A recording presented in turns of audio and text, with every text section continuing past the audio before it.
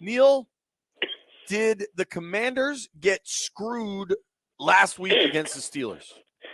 Hi. I mean, we weren't done any favors. I think it obviously looked like, I assume you mean the Eckler first down. It looked like it was a first down. That's tough because I think Washington wins that game. They had a couple of bad bounces. That's probably the first game this year that they lost, right? Like I would say that they lost that game in terms of they just had it slip away from them. But yeah, that's a tough one. I mean, we're talking about a team that is clearly ahead of schedule. A win against Pittsburgh, I think, changes a lot of minds that weren't already changed about the team. Could have gone either way, but yeah, I think that they were robbed a little bit. Specifically on the Ertz spot or what?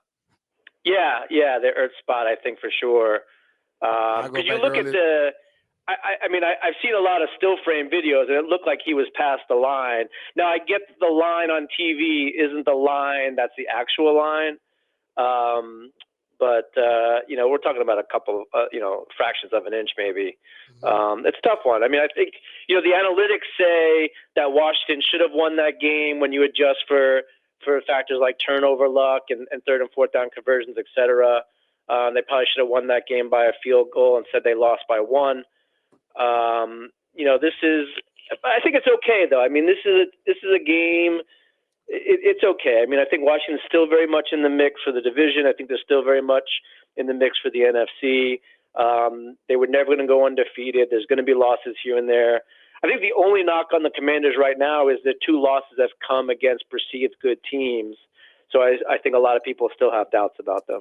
But think about this, though, Greenberg. I know people keep saying that. Those perceived good teams lost to horrible teams. Think about that. So I'm with what you. Is that? I'm asking overall, not saying you. What does that mean then? Like the perceived good teams lost to trash teams.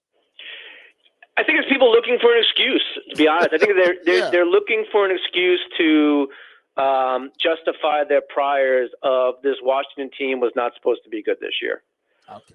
So I think that there's a lot of yeah buts, right? And I think I've talked about this before. I mean, the NFL is in a no-win situation because if you beat the teams that you're supposed to beat, you're still a fraud. And if you lose to teams that you're not supposed to lose to, you're a fraud. Like, it's very difficult to shake that type of mentality around a team unless you're blowing out, like, the Ravens by 50, and then you follow it up with blowing out the Steelers by 50 and then the Eagles by 50. Like that just doesn't happen in the NFL. There's going to be some weird stuff, fluky bounces, bad spots, weird penalties, etc. I think it's fine. 7-3, headed into the more than the halfway point of the season. I think it's going to be good. Obviously, big test against Philadelphia on short rest, and then you still have two more against Dallas in the division. The division is still very much up for grabs. Division is very much up for grabs. A lot of it totally tomorrow night will go a long way in deciding who grabs it. Let me ask this, Greenberg. I don't know how you analytically answer this, right? Talking with our friend Neil Greenberg from the Washington Post, knows the numbers, sports analytics, betting, all of it. Did Washington lose that game? Or did the Steelers win it? Was it a choke? Yeah, I think that Washington lost it. I think if you play that game 100 times, Washington comes away a winner most of the time. The biggest gain for the Steelers in terms of analytically the biggest gain was on a punt return fumble recovery. Stuff like that you can't really count on from week to week. And those are the things that the analytics tried to tease out and adjust for, because that's not really what the true talent level of a team is. Like, we don't see many punt return fumble recoveries. So even though they count as points on the scoreboard, we try to mitigate that a little bit when we're looking at the underlying true talent level. I think it was just a game that Washington lost. I think it's, in the overall grand scheme of things, I don't really think it changes anything. I still think Washington's a top 10 team. I think a lot of the objective power rankings out there will have them as a top 10 team. I know the subjective rankings are normally by record, so they're going to be up there as well. I think this is a good football team that still is trying to figure some stuff out.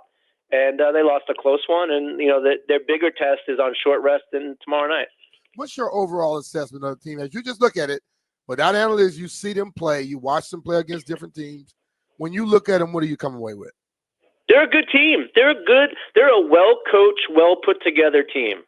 It's not easy to put all these new parts in. You have the off season to get them up to speed, sure, but they're 7-2. They're 7-3. When many thought that they wouldn't win more than 6 games. So I do think they're very well coached.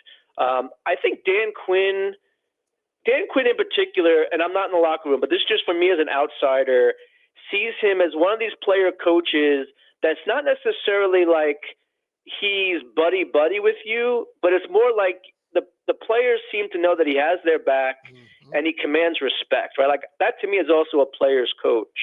It's not just a guy that, maybe like you goof off with in the locker room or whatever.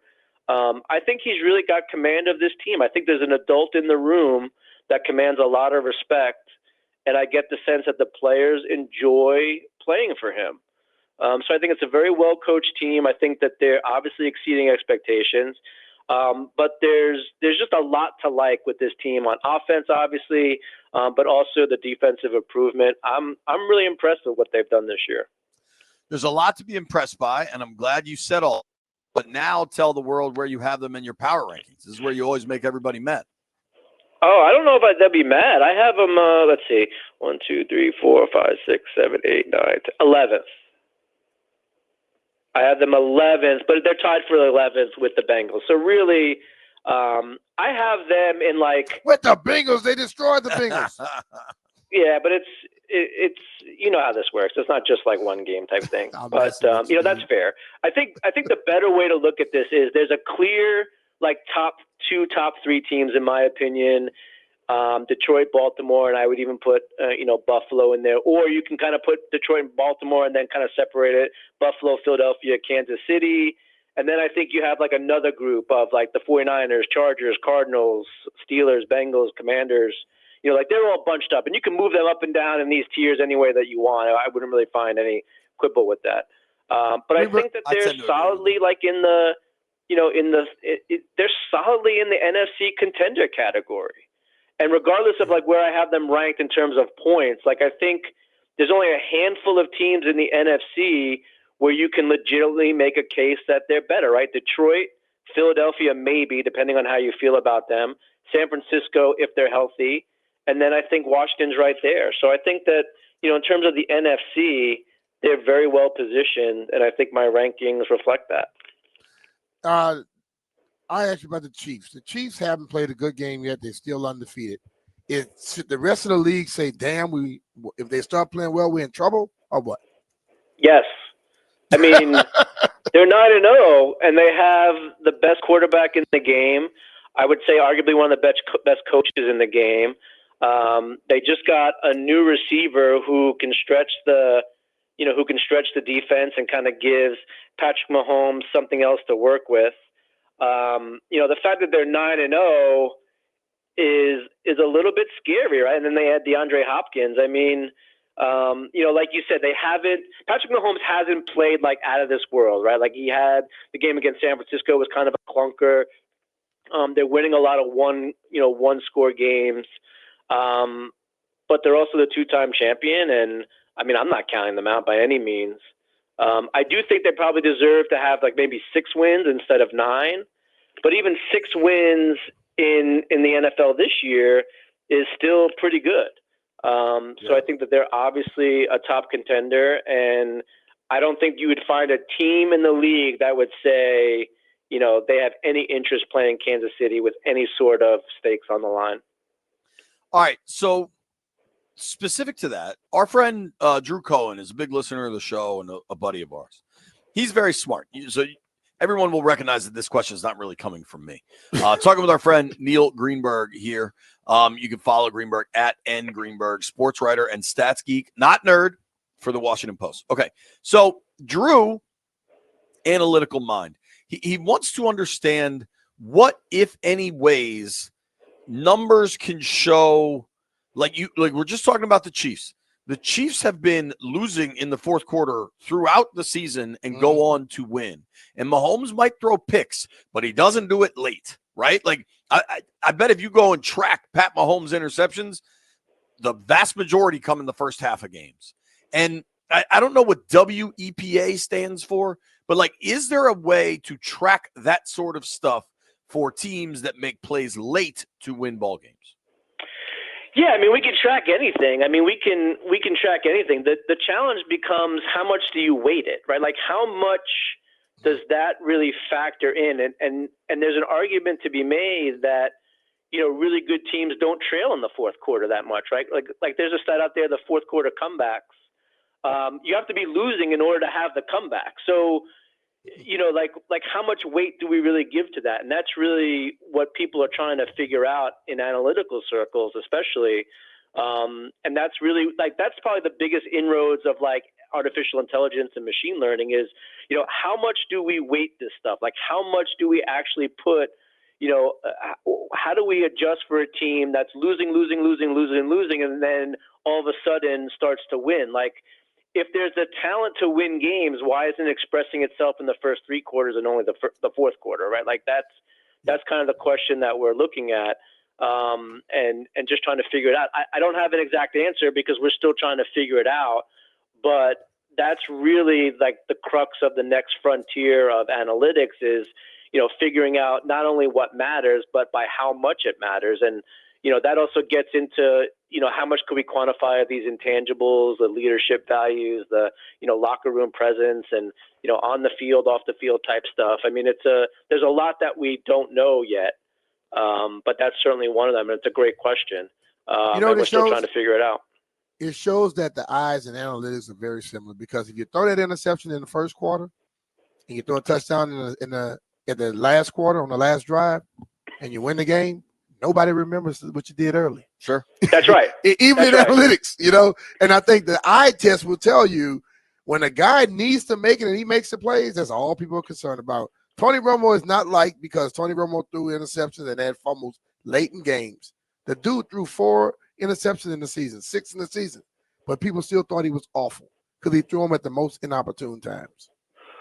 Right. And how much of that, you know, and how much of that is really relevant, right? Like, if you think about it, you know, even like the opposite of it, like if you're up by 20 and, you know, you tack on another touchdown, like how much is that extra touchdown really worth? Right? Like, you could argue it's depending not on which side you bet on. Yeah, it depends what the number is. True. I'm saying, like, just in the game, right? Like in a game setting type thing, like, you know, winning by 20, winning by 27, you know, like, what's the incremental value of that? Like, there's just a lot of stuff that we're trying to figure out. People say that they have it figured out. I mean, I don't buy it. And honestly, if someone does have it figured out, you're probably not going to hear about it because it's very valuable. Mostly if you're in the context of what you just said in terms of betting, like, you know, figuring out team strength and all that other stuff. But yeah, it's a great question, and it's something that we're still learning. What do you think happens tomorrow night? And give me a quick overview update. I think Washington struggles against Philadelphia. I think Philadelphia's really come into their own, Jalen Hurts especially. Ovechkin, best scorer on the planet, has been for a while. Doesn't need to catch Gretzky to prove that, at least not to me, but he certainly will have to do it to prove it to many. You know, we are witnessing true greatness. Enjoy every possible second of it. Except for the Canadians who are haters. Everybody recognizes Ovechkin's greatness. He's the greatest to ever do it. We recognize your greatness, Greenberg. Thank you, buddy. All right. Talk to you guys soon.